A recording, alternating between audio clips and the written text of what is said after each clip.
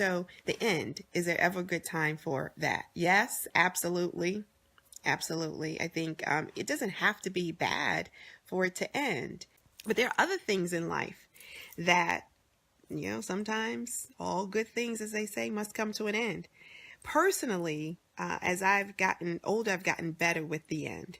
When I was younger, I hated things to end. I hated visits to end. So I was always crying. Like if I loved you and then we were in a family or any kind of relationship, when that connection ended, it could be a date, it could be a long weekend, it could be a summer. I was so emotional because in my mind, I felt like the end was a trap door, a closed door, shut door, never to be opened again. And I just didn't feel good about saying goodbye. So when I was younger, I hated anything ending. I hated it. If I were planning an event, I hated that to end. But there are things that have to end. We have to end seasons. We have to end old bad habits, right? There are things, and then there are things that are really good to us that we have to end, like really good fried foods. I've been praying on this vegan life for a minute. So I've gotten to pescatarian, so no beef, no pork. I've really been successful with the no chicken until my Aunt Paula came. But I'd given up the chicken, don't fry chicken. She comes into town. She cooks all this fried chicken.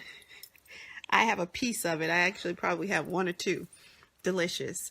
I felt bad, but then I got over it because my body had already somewhat gotten used to it. So I'm kind of back there, but I am a fish lover. I will eat shrimp, but the bad diet had to end. I mean, it was good tasting, but it wasn't good for my body. So we know that there are things that, some things are good and we got to make some changes. And there's some things that are really bad and we need to just really work on how we're going to end that. Marriages, if it's a bad marriage or a bad relationship or a bad friendship, clearly that should end. I mean, we got to figure out ways to either, if it can't be restored, personally, I believe it can end. Because in all of those endings, guess what? What are we waiting for? What can we prepare for? What can we think about? The beginning. We can prepare for the new beginning. Right? So we know we are in the last month of December, the end of 2017.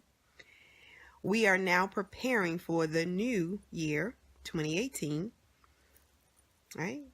All the new adventures, all the new experiences, all the new goals and dreams. And for those of you who do resolutions, new resolutions. Personally, I don't believe in resolutions because I don't think I can keep myself to that. So I like to promise and commit certain things or a couple of things, but certainly not the resolutions are a lot of pressure for me. Certain jobs, they have to come to an end, sometimes by choice, sometimes by default. And what happens if it's a great job, but you need to relocate for other reasons. So that has to come to an end. So there are different ways in which we swallow those endings. There are different ways. So don't let 2017 end and it's always, or it's been for the whole year about everybody else, always about others. And then when you think about what you started in January of 2017, you probably had yourself at the top of the list. We all do. I mean, we go into the beginning, anything new, we are motivated, we are inspired, we are telling ourselves we're going to do this and that and the other. And when life starts to happen and everything comes at us, we get further and further and further and further down on the list. So I am asking you, I am suggesting to you, do not let 2017 end and 2018 begin and you didn't do that one thing you wanted to do for yourself. So Make a decision about what are the things that you didn't do for yourself. Look at it or write it down. You still have 20 some odd days in December. And although the end is coming for 2017, you can still do some things for yourself. So I wanted to make sure I said that. For me, professionally, we have come to the end of season 1, and we have just finished shooting season 2 of Talking Shit with LSH. So we have had the podcast now for 2 years. So we started the podcast 2016, and that was audio. 2017, we went to video. So I would like to announce, you guys are the first to hear. We have finished season 2.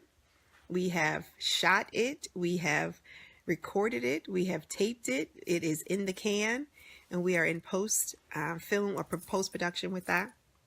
And so it's going to be exciting. So new season, right? Season 2. Season 2 is going to be new topics, new baddies, new energy, new juice. I'll give you a couple of clues for those of you who will tune in, because we're going to also go back to a heavy promotion of audio podcasts. You know, one of the things I loved about the podcast, and a lot of people wanted to be able to see us, but we also love our audience who loves to hear us. They're driving, they're at work, they can listen, but they can't watch. So we want to make sure that is more prevalent for the season 2. So season 2, some new things. It's going to definitely be more audio ability, and then you'll be able to see clips of the podcast in the after dark part. When the baddies unleash, you'll be able to go to YouTube and watch us there as well. So you'll have 2 places to connect with the baddies and hear us and see us unleash. So anyway, you guys have a wonderful night. Thank you for the love. Thank you for the hearts. Thank you for the likes. Right. We're going to end December 28, 2017 in a really good way. And we're going to be prepared and ready for 2018. I'm ready. I hope you guys are too.